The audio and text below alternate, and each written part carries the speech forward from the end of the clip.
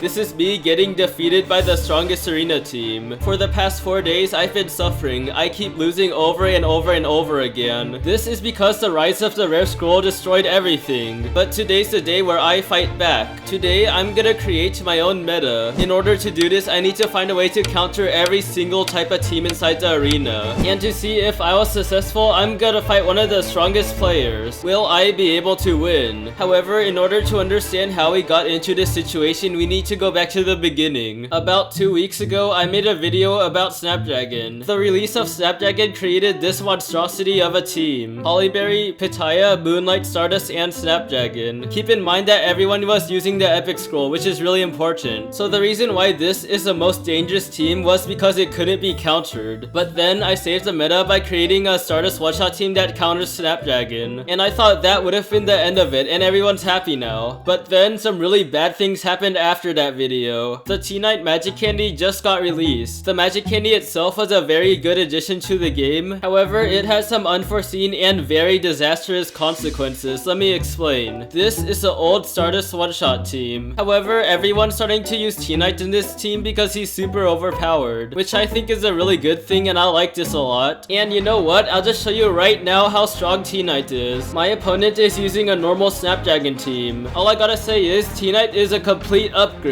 Just look at that, T-Night's still alive, the enemy's front line is already dead, and T-Night's about to one-shot Stardust.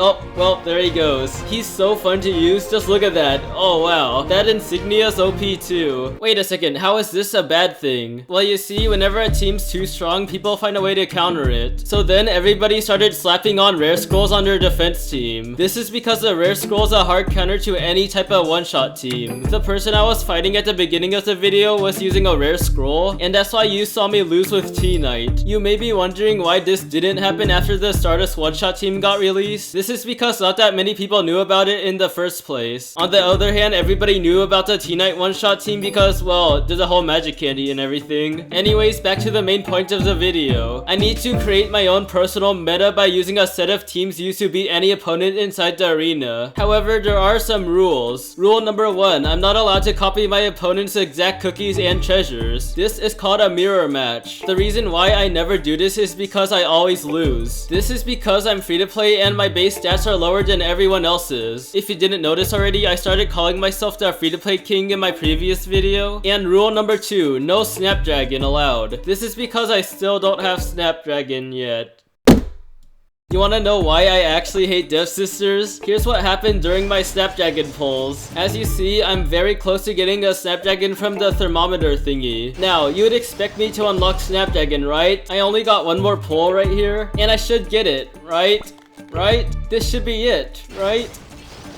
Oh, come on! Now you know exactly why I still don't have Snapdragon. I have to create my own meta because I can't even copy what other people are using anymore. Anyways, it's time to counter the first team, which is a T-Night one-shot. I'm saving the rare scroll team for last, by the way. So the first thing I did was open a live stream. I don't know why I did that. And I was discussing rumors that Herb was good against T-Night. You see, the reason why this is a rumor is because Herb is known to be complete garbage in arena. I even did a community poll and everyone thinks that Herb sucks. And during the live stream, I decided to test out Herb anyways, cause why not? And you may be wondering, can't I just use the rare scroll by itself to counter T-Night? And I'll get to that in a little bit. And now it's time for a battle against Herb, one of the worst cookies, against T-Night, one of the best cookies. Let's go.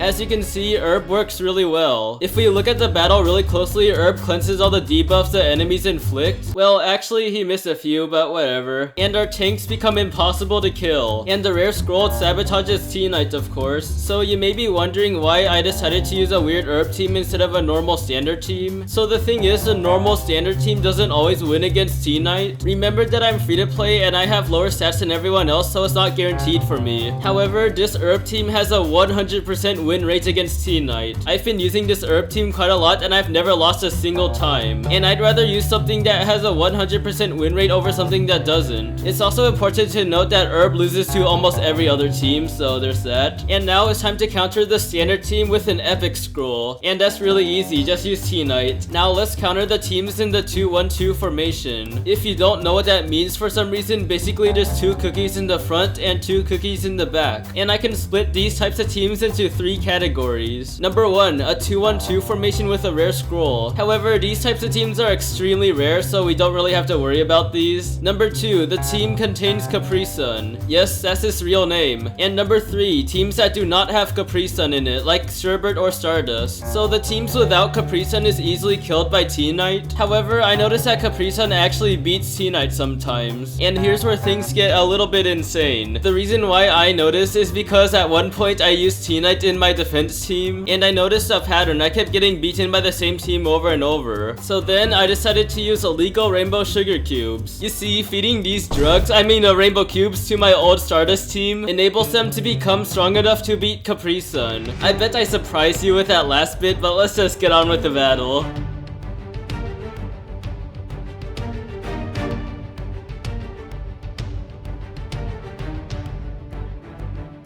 Although the Stardust one-shot team has been outclassed by Tea Knight, it still has a good use. Okay, the next team we need to counter is a very familiar team, just use Rare Scroll. The next team we need to counter is any type of Frost team. This one's also pretty easy, just use Tea Knight. And finally, we have to beat this team, and oh boy, things went horribly wrong. You already know what happens when I use Tea Knight against a rare scroll. Yeah, this. So I've been searching the internet for a rare scroll counter and I actually did find one. It's a combination of Tea Knight and Sherbert. However, without Snapdragon, this team doesn't work at all. I've tried this team quite a bit and I wasn't able to beat my friend. So basically, I have to find a counter that does not involve Snapdragon and create my own meta. So then I did hours of testing and I did draw some conclusions. Number 1, normal Frost teams suck. Maybe it's because my free-to-play Sherbert is 0 stars, but oh well. Secondly, Pitaya Dragon is my win condition. My Pitaya is the only cookie capable of killing the enemy's team. And thirdly, Hollyberry is pretty much mandatory. You know how Pitaya unleashes this gigantic flamethrower attack? I noticed that the only way I can possibly win is if my Pitaya attacks before the enemy's Pitaya attacks. And that's why I decided to use Prophet Cookie. I know exactly what you're thinking right now. Prophet Cookie sucks, and you're absolutely right. I also asked everybody if Prophet's good or not, and he sucks. However, here's my reasoning behind using Prophet. Prophet's capable of freezing the opponents and pausing their cooldown. This would allow my Pitaya to use their skill before the enemy's Pitaya. Prophet also heals, and he's very tanky. And the reason why I decided to not use Frost Flop is because she doesn't heal and she's really squishy. Theoretically, this sounds really good, but in practice, it's really bad. This is because my enemies Moonlight and Stardust can make my Pitaya fall asleep, and that sleeping debuff defeats the whole entire purpose of using Prophet. You can see right here that my Pitaya fell asleep. Although you should never ever use Prophet, this Prophet team worked on this opponent for some reason, so we might as well just see what happened.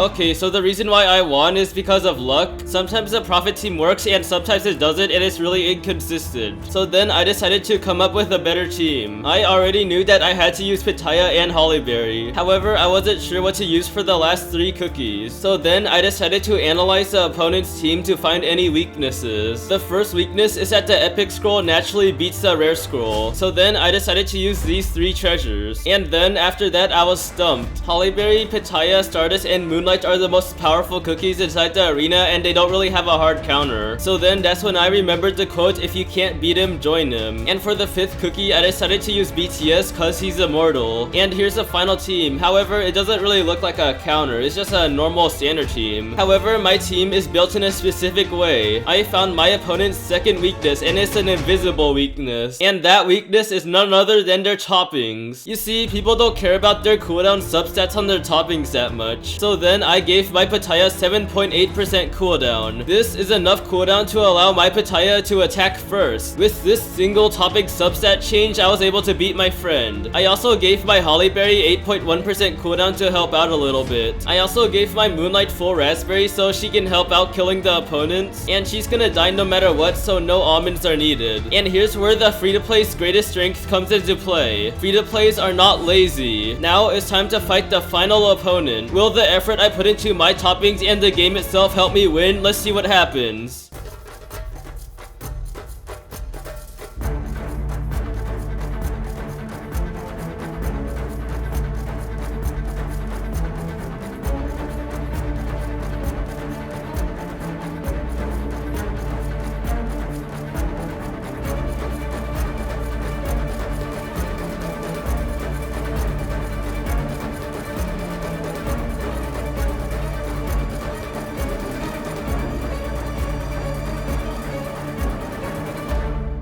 I did it. I countered every single team inside the arena and created my own meta. And now it's time for a plot twist. You see, this video took so long to make that I'm able to unlock Snapdragon now. So all my effort might have gone to waste, but at least I have Snapdragon now, so that's pretty good. And at this point, I guess Snapdragon is free-to-play friendly because even I unlocked them, so yeah. And if you like these types of free-to-play videos that I make, you should subscribe. And also, the rainbow sugar cubes are actually drugs.